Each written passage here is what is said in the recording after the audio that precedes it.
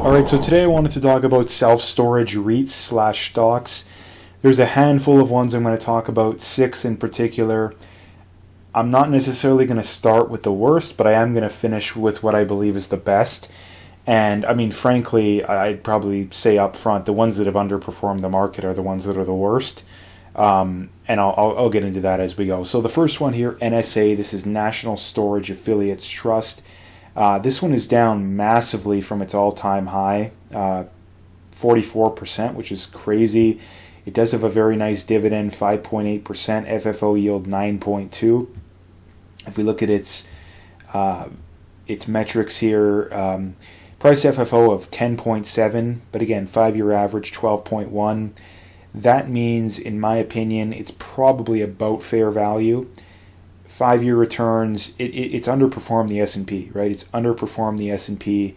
That's why this is one that I wouldn't touch personally. Not that I think it's a terrible company. I think it's okay. But I wouldn't touch this because I think there's better ones. Not necessarily because I believe that it's bad, right?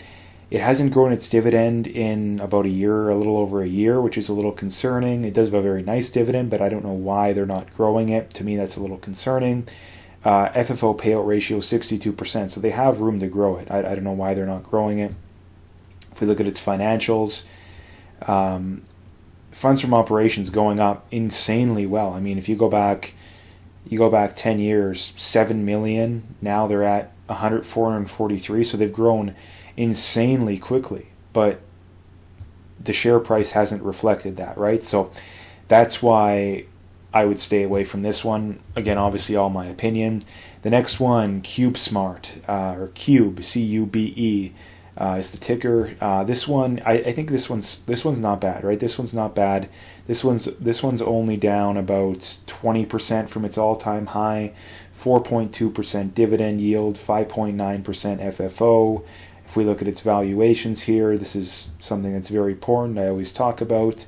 It doesn't actually have it here. I don't know why. So again, I guess we don't have it for that one. As far as its dividends go, again, solid dividend, 4.26%. But there is some things that make me a little bit leery about this. The first one being they're growing it, but they've only been paying since 2018, right? So this company hasn't been around for as long. It has outperformed the S&P, but it hasn't been around as long. And I think this one's solid, but I think that there's better options, which I will get into. It has grown its FFO solid, but again, not as good as some of these other ones, which is what I'll get into. So I think this one's okay, but I think there's still better options. The next one, PSA, not to be confused with NSA, Public Storage. So again, this one, $51 billion market cap. That's very large. Forward dividend 4.1%. This one's actually pretty solid. It has underperformed the S&P over the 5-year mark, although it has outperformed it over 3-year. Since 2016, it's only returned 21%. That's really concerning to me. Let's check that out. This one's only been around since 2018. So again, it hit an all-time high, 412. It's down 32% since that. If we look at its dividends here, let's look at its dividends. Just over 4%. They're growing it. They haven't grown, like they went like 6 years without growing it, which is a little concerning to me because again, I want dividend growth. They've also underperformed the S&P. So those are the main reasons I don't want this one, although I still think it's solid. I think all of these are actually half decent. It's grown its FFO pretty solidly, I mean, over time. Not as good as the other ones I'm going to get into. It's okay. It's all of these, the ones that I've talked about so far, are okay, although not good enough for me. The next one, this one probably is the worst, Global Self-Storage, mainly because it's outperformed the market by quite a bit over time.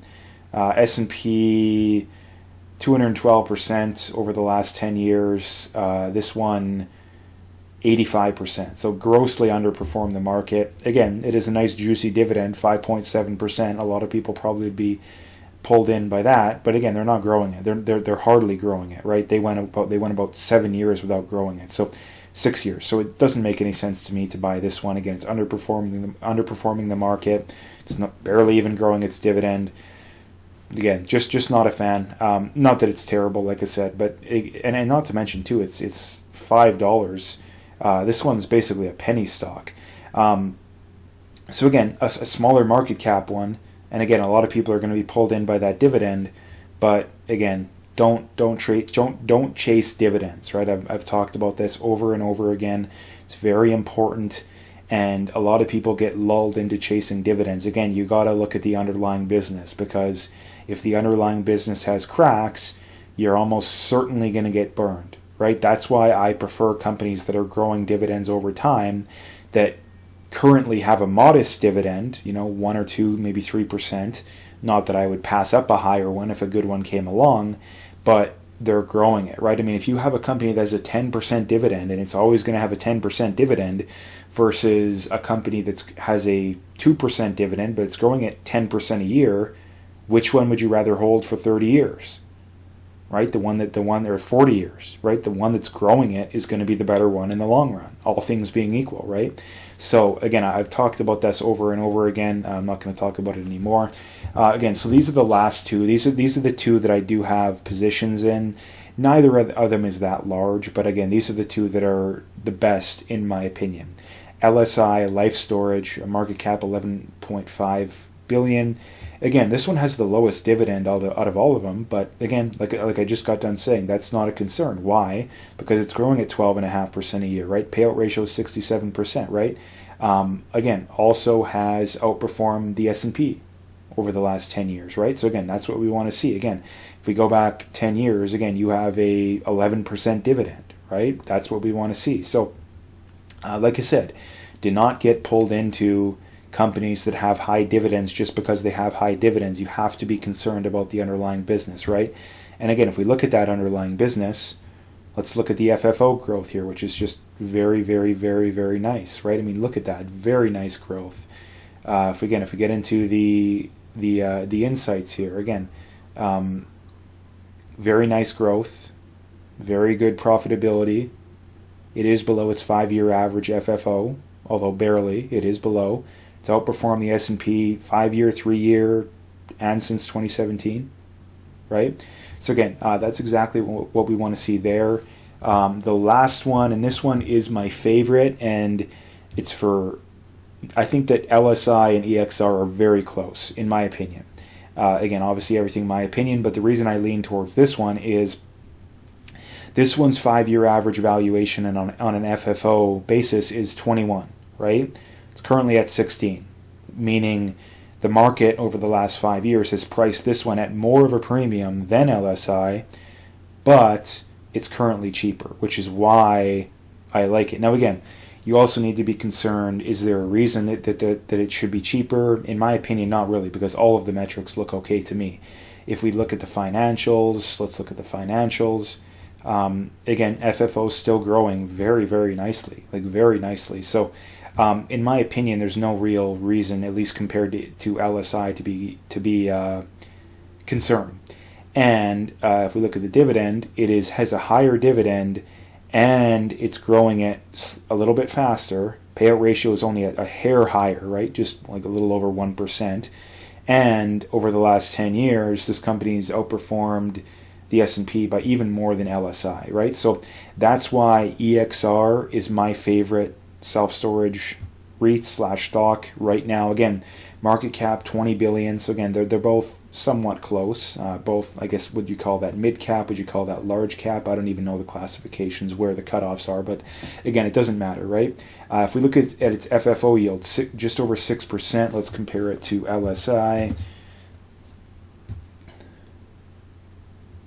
LSI is 5.2, right? So that's the other reason why I prefer it, because again, if you're looking at that FFO yield, that would be the number that if they were paying out 100% of their earnings as a form of a dividend, that's what that number would be.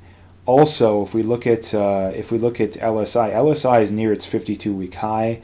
If we look at EXR, let's look at EXR. it's actually towards the bottom end of its 52-week low, right? So again, that's why I prefer EXR right now. Again, that's just my opinion. Again, these have been getting more and more popular because again, they pay solid dividends. They're growing their dividends nicely, at least the two that I talked about.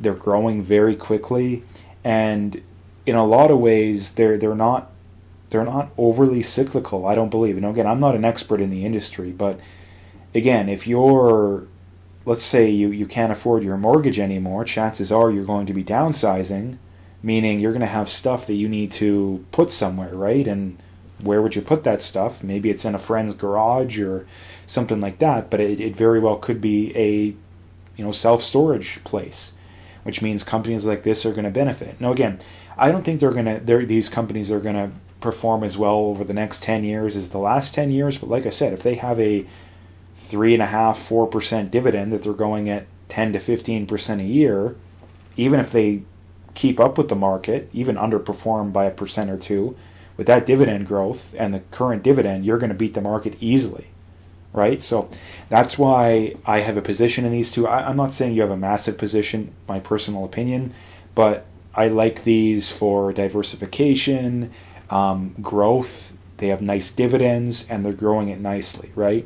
That's why I like these companies. So again, like I said, everything my opinion, do your own research, all that kind of stuff. But again, that's why I prefer these companies, right?